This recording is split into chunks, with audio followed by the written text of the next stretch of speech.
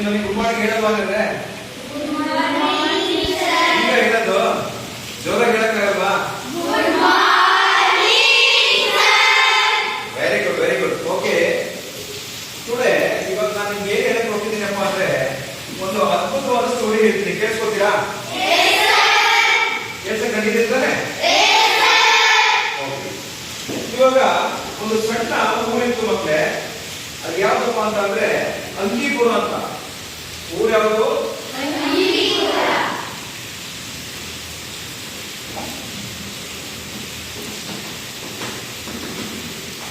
ಊರು ಅಂಕಿಪುರ ಅಂತ ಮಕ್ಕಳೇ.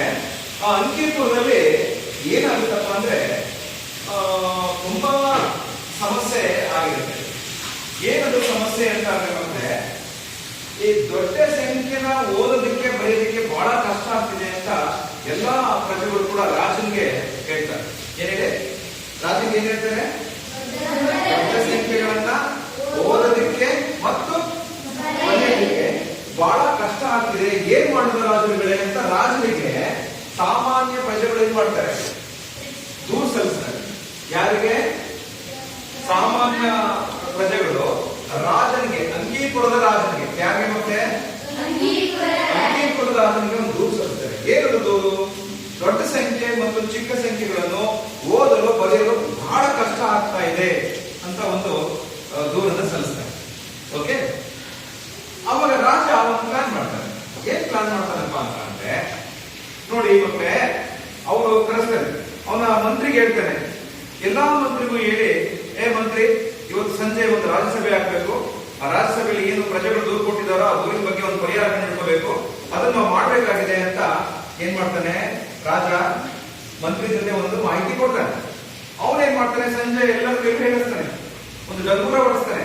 ನೋಡ್ರಪ್ಪ ಕೇಳಿ, ಇವತ್ತು ಸಂಜೆ ರಾಜರ ಸಭೆ ಇದೆ. ರಾಜರ ಸಭೆಯಲ್ಲಿ ಒಂದು ಜನಸಾಮಾನ್ಯರ ಸಮಸ್ಯೆ ಇದೆ. ಆ ಜನಸಾಮಾನ್ಯರ ಒಂದು ಸಮಸ್ಯೆಗೆ ಪರಿಹಾರವನ್ನ ಕಂಡುಹಿಡಿಯಲು ರಾಜ್ಯಸಭೆಯಲ್ಲಿ ಇರುತ್ತೆ.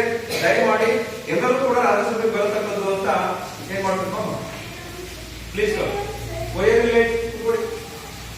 ಸೊ ಹಾಗಾಗಿ ಕಂಪ್ಲೇಂಟ್ ಮಾಡ್ತಾರೆ. ಅವಾಗ ಅವನು ಏನ್ ಮಾಡ್ತಾನಪ್ಪ ಅಂದ್ರೆ ಒಂದು ಡಂಗೂರ ಹೊಡಿಸ್ತಾನೆ. ಸಂಜೆ ರಾಜ್ಯಸಭೆ ಪ್ರಾರಂಭ ಆಗುತ್ತೆ. ಏನ್ ಸ್ಟಾರ್ಟ್ ಆಗುತ್ತೆ? ಸೊ ರಾಜ್ಯಸಭೆ ಶುರುವಾಗುತ್ತೆ. ಅಲ್ಲಿ ಪ್ರಶ್ನೆ ಕೇಳ್ತಾರೆ. ಏನಂತ ಪ್ರಶ್ನೆ ಕೇಳ್ತಾರೆ ಎಲ್ಲ ಸಭೆಗಳು?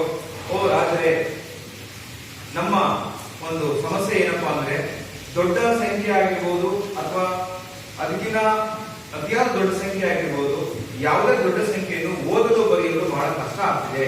ಇದಕ್ಕೆ ನಾವು ಏನು ಪರಿಹಾರವನ್ನು ಕಂಡುಹಿಡಿಯಬೇಕು, ಏನ್ ಪರಿಹಾರವನ್ನು ಕಂಡುಹಿಡಿಯಬೇಕು ಅಂತ ಆ ಪ್ರಶ್ನೆ ಕೇಳಿದಾಗ ಅಲ್ಲೊಬ್ಬ ಏನ್ ಮಾಡ್ತಾನಪ್ಪ ಅಂದ್ರೆ ಒಬ್ಬ ತುಂಬಾ ಜ್ಞಾನಿ, ಅವರ ಹೆಸರೇನು ಮತ್ತೆ ತುಂಬಾ ಜ್ಞಾನಿ ಅಥವಾ ಪರಿಣಿತ ಪಂಡಿತ ಬರ್ತಾರೆ. ಒಬ್ಬ ಪಂಡಿತ ಬರ್ತಾರೆ. ಆ ಪಂಡಿತ ಬಂದು ಹೇಳ್ತಾರೆ, ಏನು ಸ್ವಾಮಿ ಸಮಸ್ಯೆ, ಹೀಗೆ ದೊಡ್ಡ ಸಂಖ್ಯೆಗಳನ್ನ ಬರೆಯಕ್ಕೆ ಆಗ್ತಾ ಇಲ್ಲ.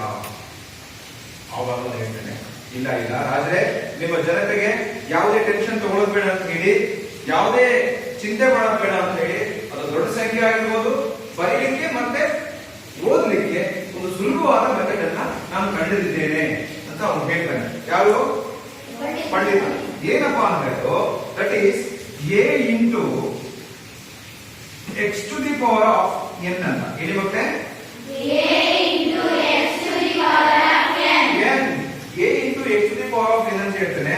ಇಲ್ಲಿ ಎ ಅಂತ ಅಂದ್ರೆ ಮಕ್ಕಳೇ, ಇದು ಯಾವಾಗಲೂ ಕೂಡ 1 ರಿಂದ 2, 2 ರಿಂದ 3 ಅಲ್ಲಿ ಎಲ್ಲಿ ತನಕ ಬರಿಬಹುದು ಈ ಸಂಖ್ಯೆನ ನಾವು 9 ತನಕ ಬರಿಬಹುದಾಗಿತ್ತು ಅಂತ ಹೇಳ್ತಾರೆ. ಹಾಗೆ ನೆಕ್ಸ್ಟ್ ಇಲ್ಲಿ ಘಾತ ಇದೆಯಲ್ಲ ಮಕ್ಕಳೇ, ಈ ಘಾತ, ಈ ಎಕ್ಸ್ ಮೇಲೆ ಏನಾಗುತ್ತಪ್ಪ ಅಂದ್ರೆ ಇದು 10ರ ಘಾತ ಏನಂತ ತಗೊಳ್ತಾನೆ. ಏನ್ ತಗೊಳ್ತಾನೆ? 10ರ ಘಾತ ಏನಂತ ತಗೊಂಡು ಇಲ್ಲಿ ಏನನ್ನ ಒಂದು ಧನ ಅಥವಾ ಋಣ ಪೂರ್ಣಾಂಕ, ಪೂರ್ಣ ಸಂಖ್ಯೆ, ಎಂತ ಸಂಖ್ಯೆ ಆಗಿರೋದು? It may be a positive or negative whole number. ಯಾವುದು? ಇದರ ಘಾತ. ಸೊ ಹಾಗಾಗಿ ಈ ಸಮಸ್ಯೆನ ನಾವು ಈ ರೂಪದಲ್ಲಿ ಬರೀಬಹುದು ಅಂತ ರಾಜನಿಗೆ ಈ ಪಂಡಿತ ಒಂದು ಐಡಿಯಾ ಕೊಡ್ತಾರೆ. ಅವಾಗ ಎಲ್ಲರೂ ಖುಷಿ ಪಡ್ತಾರೆ, ಎಲ್ಲರೂ ಸಂತೋಷ ಪಡ್ತಾರೆ.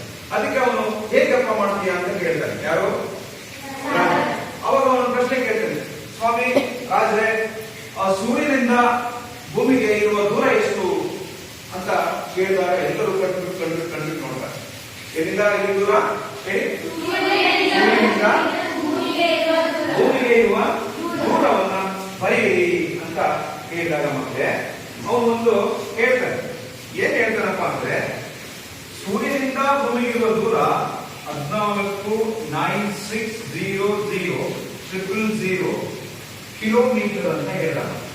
ಅಲ್ಲಿ ಎಷ್ಟಾಯ್ತು ಅಂದ್ರೆ ಇದು ನೋಡಿ, ಇಲ್ಲಿ ಬಿಡಿ 10, 100, 1000, 10,000, ಲಕ್ಷ, 10 ಲಕ್ಷ, ಕೋಟಿ, 10 ಕೋಟಿ.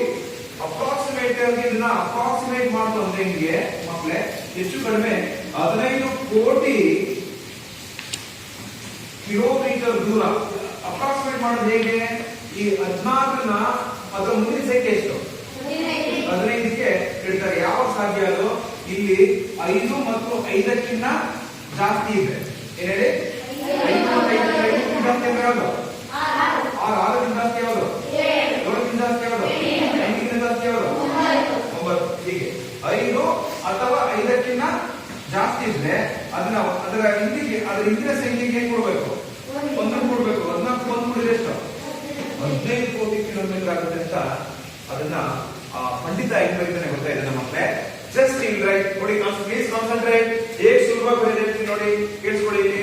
ಸೊ ದಟ್ ಈಸ್ ಡಿಸ್ಟೆನ್ಸ್, ದೂರ, distance of sun to the earth, ಅಥವಾ distance between sun and earth.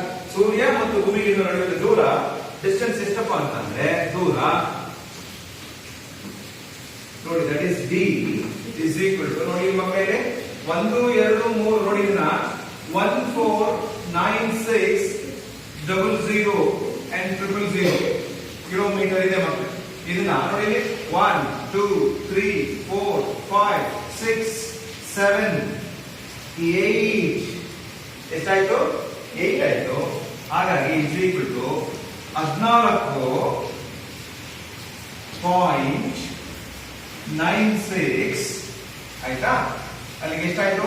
1 2 3 4 5 6 7 ಎಷ್ಟು ಬರೀಬಹುದು ಇಂಟು 10⁻7 ಕಿಲೋಮೀಟರ್ಸ್ ಅಂತ ಒಂದು ಕೊಡ್ತಾನೆ. ಇದನ್ನ ಅಪ್ರಾಕ್ಸಿಮೇಟ್ ಮಾಡ್ಕೊಂಡ್ರೆ ಎಷ್ಟಾಗುತ್ತೆ ಮಕ್ಕಳು? ಇದನ್ನ ಅಪ್ರಾಕ್ಸಿಮೇಟ್ ಮಾಡ್ಕೊಂಡ್ರೆ ದಟ್ ಈಸ್ 15 ಇಂಟು 10⁻7 ಕಿಲೋಮೀಟರ್ಸ್ ಅಂದ್ರೆ 15 ಕೋಟಿ ಕಿಲೋಮೀಟರ್ಸ್ ಅಂದ್ರೆ 10⁻7 ಕಿಲೋಮೀಟರ್ ಆಗುತ್ತೆ. ಸೊ ಇದನ್ನ ಅಪ್ರಾಕ್ಸಿಮೇಟ್ ಆಗಿ ಎಷ್ಟಾಗುತ್ತೆ? 15 ಕೋಟಿ ಕಿಲೋಮೀಟರ್. ಇದನ್ನ ನಾವು ಯಾವಾಗ ಸಹಾಯದಿಂದ ಮಾಡಬೇಕು ಅಂತಂದ್ರೆ, ಯಾವಾಗ ಸಹಾಯ ಅಂದ್ರೆ ಮಾಪಾಂಕದ ಎತ್ತರ ಘಾತಾಂಕ, 10ರ ಘಾತಾಂಕದಲ್ಲಿ ನಾವು ಇದನ್ನ ಬರ್ತೀವಿ. ಅರ್ಥ ಆಯ್ತಾ? You understand? ಹಾಗೆ ಇನ್ನೊಂದು ವೆರಿ ಇಂಪಾರ್ಟೆಂಟ್ ಅಂತಂದ್ರೆ ಮತ್ತೆ ಒಂದು ಸೂಕ್ಷ್ಮ ಜೀವಿ, ಪ್ರಪಂಚದಲ್ಲಿ ಇರುವಂತಹ ಸೂಕ್ಷ್ಮ ಜೀವಿಯ ಗಾತ್ರ, ಸೂಕ್ಷ್ಮ ಜೀವಿಯ ಗಾತ್ರವನ್ನ ಅವನು ಬರ್ಕೊಡ್ತಾನೆ. ಯಾರು ಬರ್ಕೊಟ್ಟಿದ್ದು ನಮ್ಗೆ? ಪಂಡಿತ ಬರ್ಕೊಡ್ತಾನೆ. ಅದೇನದು? ಸೂಕ್ಷ್ಮ ಜೀವಿಯ ಗಾತ್ರ ಗಾತ್ರ ಇಸ್ ಈಕ್ವಲ್ ಟು ಅಲ್ಲಿ ನೋಡಿ ಇಲ್ಲಿ 0.00005 ಮೀಟರ್ಸ್ ದೂರದಲ್ಲಿ ಅಷ್ಟು ಸಣ್ಣ ಗಾತ್ರ ಇತ್ತು. ಯಾವುದು? ಕಣ್ಣಿಗೆ ಕಾಣುವಂತ ಅತ್ಯಂತ ಸೂಕ್ಷ್ಮ ಜೀವಿ. ಸೊ ಅದನ್ನ ಹೇಗೆ ಬರೋದಪ್ಪ ಅಂದ್ರೆ 1 2 3 4 ಅಲ್ವಾ? ಎಷ್ಟಿದೆ?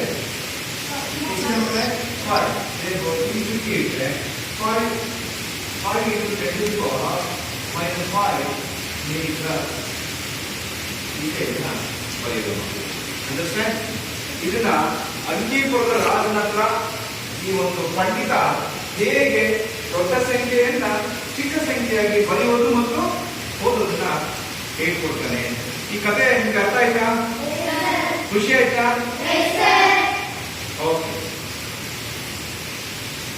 ಓಕೆ, ಇವಾಗ ಅದನ್ನ ಬರ್ಕೊಳ್ಳಿ.